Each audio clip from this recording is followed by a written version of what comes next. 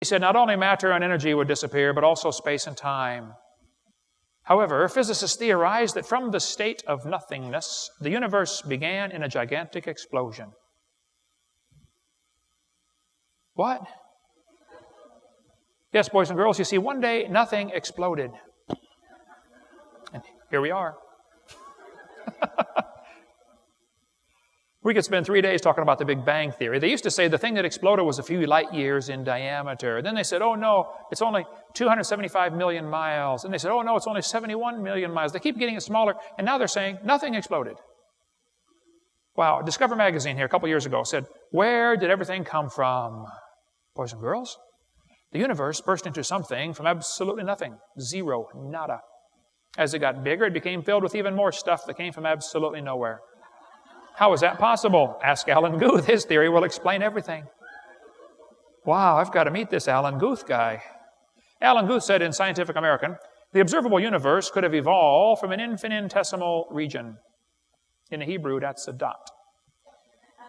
He said it's then tempting to go one step further and speculate that the entire universe evolved from literally nothing. You see, boys and girls, we all came from a dot, and the dot came from nothing. And they call that science? And put it in a science journal? I think I'd call that a fairy tale and put it in the garbage. I said, Professor, what happened to your dot? He said, well, over 20 billion years ago, all the dirt in the solar system was drawn into this little bitty tiny dot, and it was spinning. It spun faster and faster, and all of a sudden, it exploded, Big Bang. And the pieces that flew off became galaxies and sun, moon, stars, and here we are, people, nothing but stardust. I said, sir, can I ask you a couple of questions, please? He said, sure. What do you want to know? We got a 3-hour flight sitting that far away from each other on the airplane. And I said, well, sir, I got a question. You said 20 billion years ago, all the dirt got together for the big squish and the big spin and the Big Bang. Where did all the dirt come from? Who made matter? He said, we don't know that for sure. I said, okay, now, sir, hold it. If I told you that I believe about 6,000 years ago, God created the heaven and the earth, then you're going to say, and where did God come from? And I have no idea. But you said 20 billion years ago there was a Big Bang, and you don't know where the dirt came from. So basically, I believe in the beginning God, and you believe in the beginning dirt. Don't tell me my theory is religious and your theory is scientific. No. They're both religious. The news media tries to make it look like it is science versus religion. No, it's not. It's not science versus religion. This is two religions. Evolution and creation are both religious. You have to believe in one or the other. The difference is the evolution religion is tax-supported. That's the difference. One of many differences. By the way, these two timelines, it's the same thing right here behind me. On the top timeline, every inch represents 150 years. Abe Lincoln was not even president 1 inch ago. Okay? If I was to show you what 20 billion years looks like at the same scale as the top chart, I'd have to have this chart on the bottom to be this scale. This one would have to be 2,100 miles long. That's from Pensacola to Portland, Oregon. I don't want to carry a chart that big, so I made a new scale for the other one. Okay. The professor said he did not know where the matter came from. I said, well, sir, could you tell me where the laws came from? This universe is run by laws. Gravity, centrifugal force, inertia, Boyle's law, Cole's law. You can eat that with potato salad. Okay. There's all kinds of laws in the universe. Where did the laws come from? And by the way, why aren't the laws still evolving? Do you ever think about that? I mean, why is gravity always the same? Why don't you weigh 10 pounds more one day? You say, well, I do. Well, that's for different reasons, okay? But where did the energy come from anyway, huh? Who bought the gas to run this machine? The professor said, we don't know any of those things. I said, sir, could I ask you another question? He said, sure. What else would you like to know? Else? What do you mean else? You haven't told me nothing yet. I said, sir, does Berkeley have a merry-go-round? How many of you know what a merry-go-round is? You go round and round till you puke. You've been on them before? He said, no, we don't have a merry-go-round at Berkeley. I said, you really ought to get one. You could learn some good science on a merry-go-round. If you put some fourth graders on there, any fourth graders in here? Last year or next year, fourth graders. I know it's summertime here.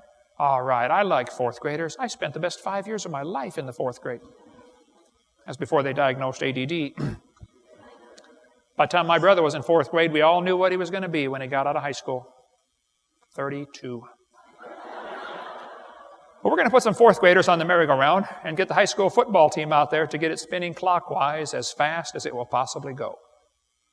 Now, if you have a digital watch, you may not know what clockwise means. I'll tell you later. We're going to spin the merry-go-round clockwise. The kids are going to go through 4 phases. They start off in phase 1. They're screaming at the football players. Come on, let's go. Faster, faster. Can't you go any faster? You get up around 30 miles an hour. The kids enter phase 2 where they stop screaming. They just quietly concentrate on trying to hang on for dear life.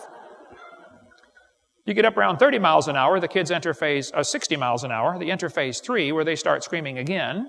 But now they're screaming, stop, stop, please slow down. Don't stop, though. Keep going faster and faster. When you get to about 100 miles an hour, you should enter phase 4. That's where the kids begin to fly off the merry-go-round.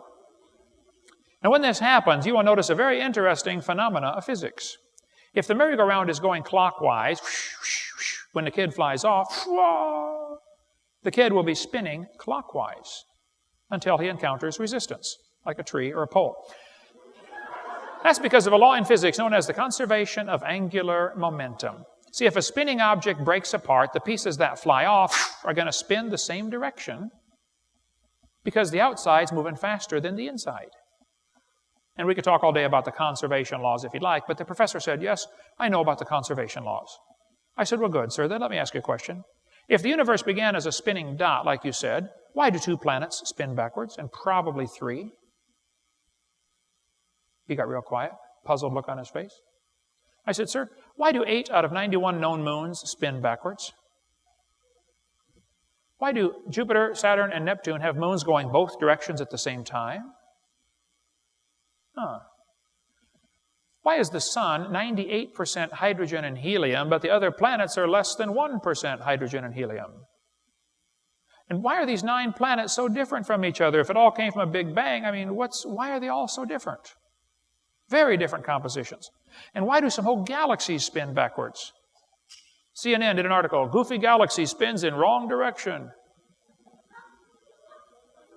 I said, sir, why are these things going backwards? He said, I don't know. Why do you think they're going backwards? I was hoping he was going to ask that. I said, sir, it's real simple. You see, in the beginning, God created the heaven and the earth, and God did it that way on purpose just to make the Big Bang Theory look stupid. Yes, amen.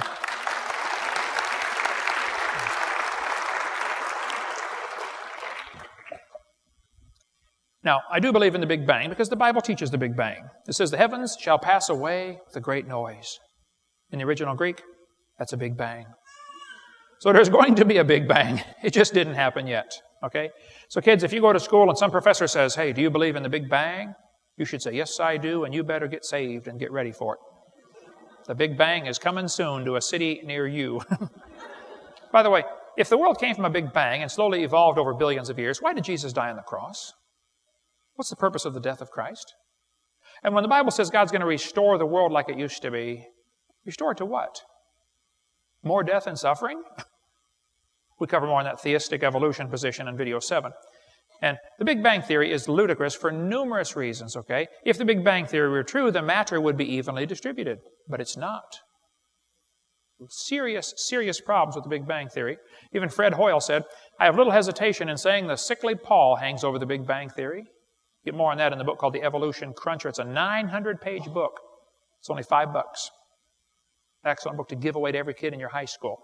The second law of thermodynamics tells us everything tends toward disorder. If you leave something alone for a while, it's going to rot, rust, die, fall apart, or break down. Nothing gets better by itself. That's what the Bible teaches. The heavens are the works of thy hands. They shall perish. They wax old as doth a garment. Nothing gets better by itself. Take a look at your hairdo when you wake up in the morning. You'll see exactly what I'm talking about. Everything tends toward chaos, right? Here is Sue at 20. Here she is at 90. And here she is at 3,000. Everything tends toward chaos, folks, all right? All you have to do is nothing, and everything deteriorates, collapses, breaks down, wears out. That's what the second law is all about. Everything is getting worse. Nothing's getting better. But the textbook says humans probably evolved from bacteria more than 4 billion years ago. Was your great-great-great-great-great-great-great-great-great-great-great-grandpa bacteria? Evolutionists will say, well, Hovind, don't you know if you add energy, you can overcome the second law of thermodynamics? And the Earth receives energy from the sun, so the Earth is an open system, and that's how we overcome the law. I understand the argument, but they're missing the point. The universe is a closed system, number one. Number two, adding energy is destructive unless there's a special mechanism to use and harness the energy. See, the Japanese added a bunch of energy to Pearl Harbor one day. They didn't organize a thing for us, did they? So a few years later, we added some energy to a few of their cities, didn't we? You know, returned the favor. Didn't organize anything for them. Adding energy is destructive. The sun adds energy to the roof of your house, but it's going to destroy your house. The sun's energy will destroy the entire house. The sun's energy will destroy the roof on your car. It will destroy your upholstery. The sun's energy will destroy your paint job. There's only one thing that can actually use the sun's energy: chlorophyll. And one little plant cell is more complex than a space shuttle. Cover more on that on video 4. Now, evolution violates the second law, and evolution is wrong. Okay? This textbook shows the kids a fossil starfish. And it says 3.4 billion years old, the remains of the early ancestors of modern human beings. Was your great-great-great-great-great-great-great-great-great-great-grandpa starfish? How about Discover Magazine, November 2004. Was your ancestor a sea sponge? This is your ancestor. Wow, who's your daddy?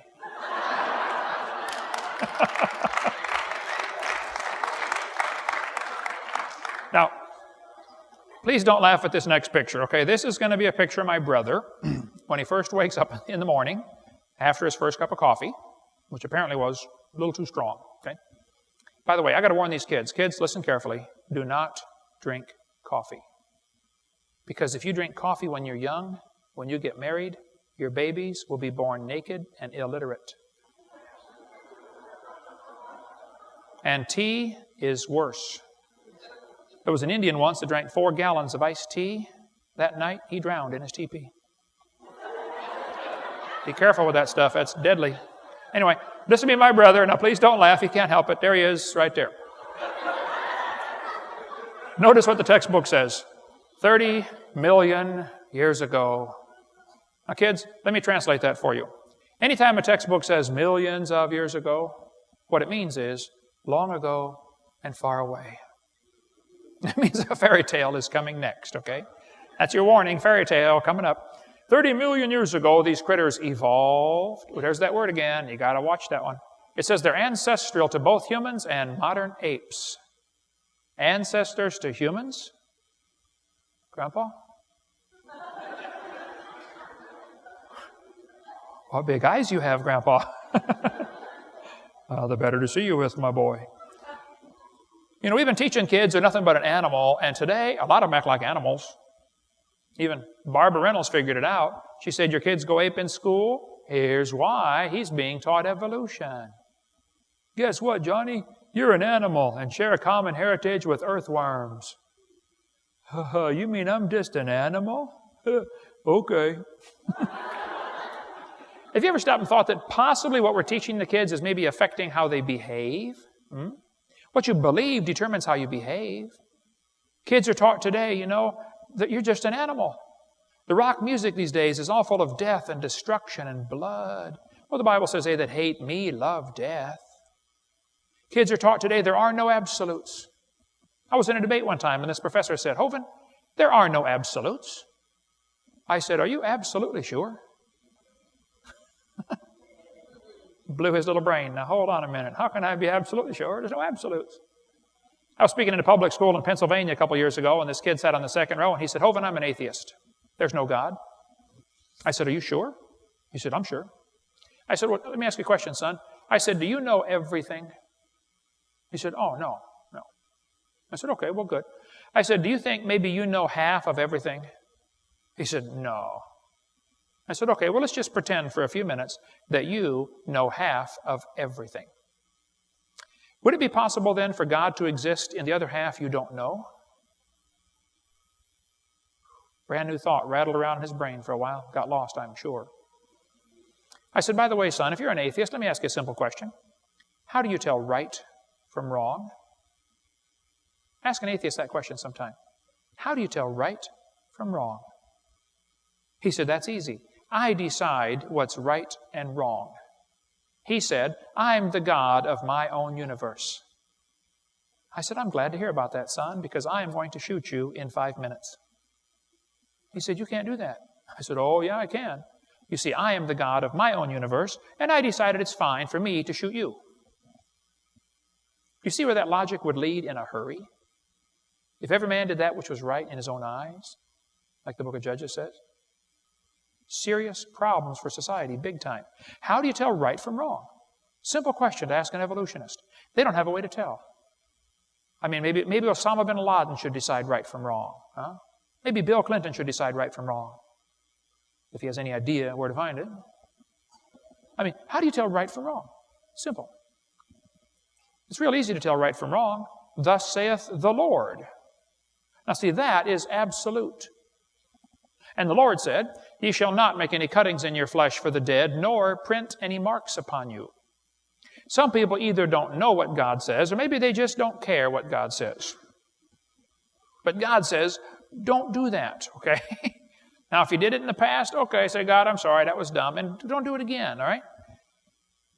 A lot of teachers don't seem to understand. They just blindly follow the textbook and think they have to teach this evolution theory. No, you don't have to teach this evolution theory, okay? Teachers can teach creation in public schools if they want. We've got a videotape called the Public School Presentation, which deals with all the laws on that about teaching public schools, teaching creation in public schools. What happened was Arkansas and Louisiana passed laws to require that creation be taught.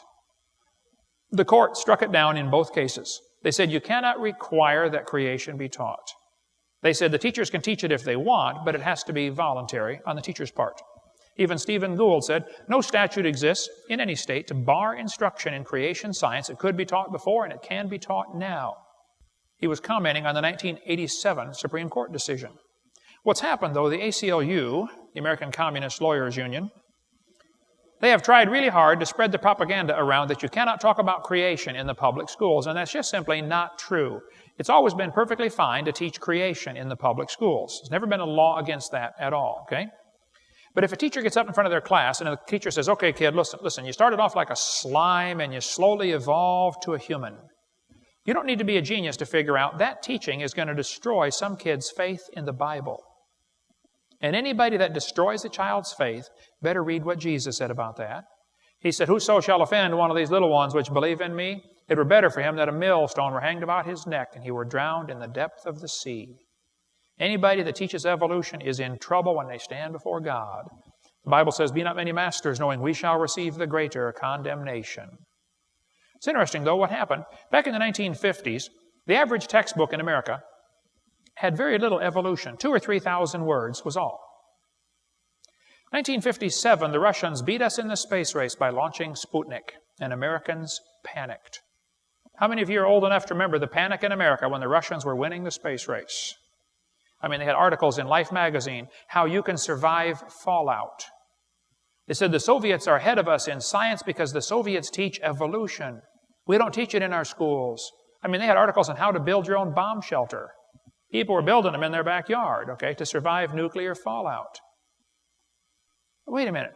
The Soviets are ahead in science because they teach evolution. What does evolution have to do with putting up a satellite? Well, then, in 1959, it was the 100-year anniversary of Darwin's book coming out. And in 1959, Eisenhower asked Congress for $1 billion to push more evolution into the school system. And he got it. American textbooks were rewritten in the late 50s and early 60s to include more evolution. They called it the Cold War Reconstruction of American Science Education. Our whole science curriculum and other curriculums were rewritten to make sure evolution was taught. And by 1963, the average textbook had 33,000 words about evolution. By 1963, prayer was taken out of our school system. Anybody remember that? Madalyn Murray O'Hair? By 1963, we started to see a great rise in premarital sex for every single age bracket.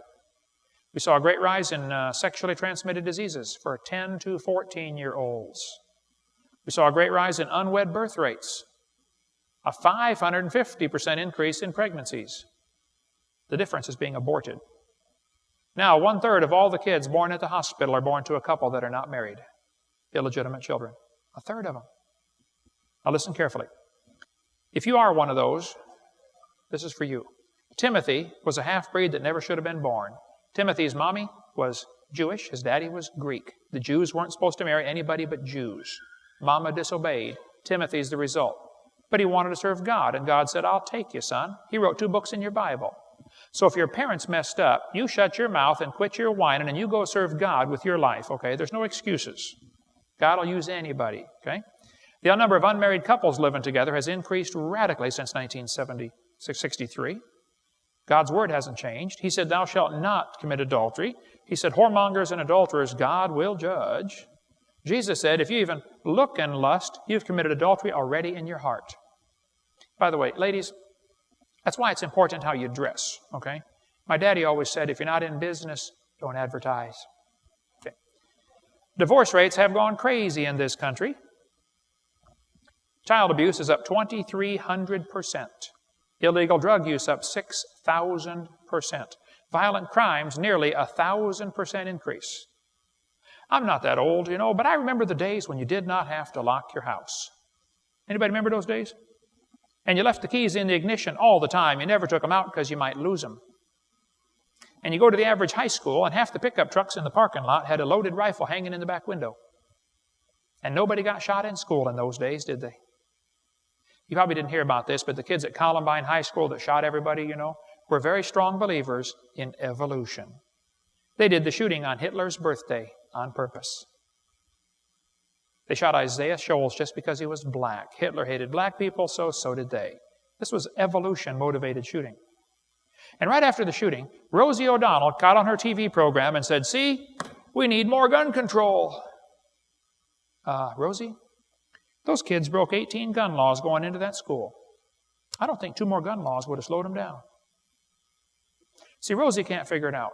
But one guy figured out the whole thing and put it on the spare tire cover on his van. I saw that. I said, man, I have got to get a picture of this. This explains everything. He said, blaming guns for Columbine is like blaming spoons for Rosie O'Donnell being fat.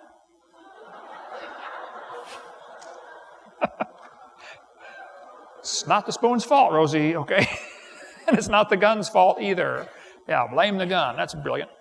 SAT scores have plummeted since 1963. Twice in the last 40 years, they have dumbed down the test. They made the test dumber, so the scores would go back up. Teen suicide rate's gone crazy. Now look, if I told you if you kissed a frog, it would turn to a prince. You say, no, frogs don't turn to princes. How many of you ladies got your husband by kissing a frog? Come on, let's see. Looks like only about 3, okay? See, it doesn't happen very often, but in the textbooks it does. We started off like an amoeba and slowly evolved to a frog and very slowly became a prince. It's the same fairy tale. See, if the frog turns to the prince quickly, we all know it's a fairy tale. But if the frog turns to the prince slowly, oh, now that's modern science. No, I'm sorry, that's still a fairy tale, okay? Even more of a fairy tale. The difference, though, is not a kiss. That won't do it anymore. Today, boys and girls, if you want to turn your frog to a prince, you have to have a super-duper special high-powered magic ingredient called billions and billions of years. How many have ever heard that before? Billions of years ago. It's in all the textbooks. It's on TV. It's in the magazines. It's in National Geographic, billions and billions of years ago. They talk about it like some kind of fact of science, you know. Here's a 4th grade textbook. It says many millions of years ago. Now, wait a minute. If anybody ever says that to me, I say, excuse me, were you there? They'll say, no, of course I wasn't there.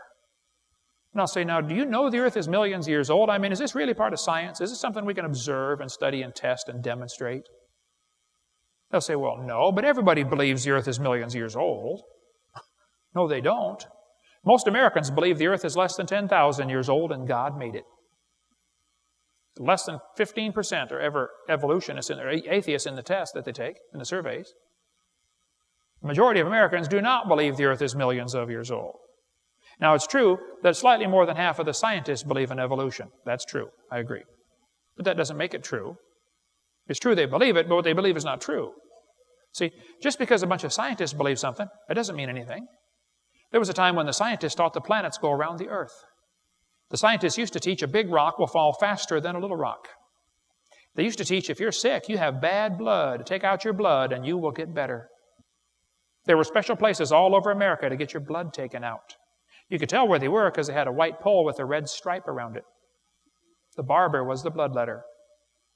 And right beside George Washington, when they were bleeding him to death, was a Bible that told him the life of the flesh is in the blood. Man, if they'd have read that verse, he might still be alive today. Well, he would have lived longer, okay? But listen, if you went scuba diving and you found a treasure chest full of gold coins, and I asked you the simple question, when did the boat sink? You say, I don't know. Well, look at the dates on the coins. If there's a coin in that box from 1750, you ought to be able to figure out the boat sank after 1750. How many can figure this out with no help at all? Okay? It couldn't sink before that, could it? You don't poke around in the box and find the oldest coin. You have to find the most recent coin, and that kind of limits when the boat could have sunk. That's called the limiting factor. Did you know there are probably 100 different ways to tell how old the earth is? A lot of them give big numbers, a lot of them give small numbers, but it's the small ones we got to worry about. If you find a dinosaur bone, you should notice two things about it immediately. Number one, it does not talk. Number two, it does not have a date stamped on it. It does not say made by a dinosaur in 70 million BC in Taiwan. They don't say that, okay? So how do you tell the age of a fossil? How do you tell the age of the earth? How old is this earth anyway? Well, the Bible dates add up to about 6,000. Textbook says it's billions. Somebody is wrong. There's a difference between 6,000 and 20 billion. Congress doesn't seem to understand the difference, but there's a difference, okay? We'll talk about that in the next session. How do you show the earth is not billions of years old? But if it is only 6,000 years old like the Bible teaches, that raises some interesting questions. What about the dinosaurs? What about carbon dating? How did the light from the stars get here? What about Grand Canyon? Didn't that take millions of years to form? What about the geologic column? Well, folks, that's why my seminar is about 17 hours long. I am talking as fast as I can go. But we cover all that. We'll cover some more of that in just a minute.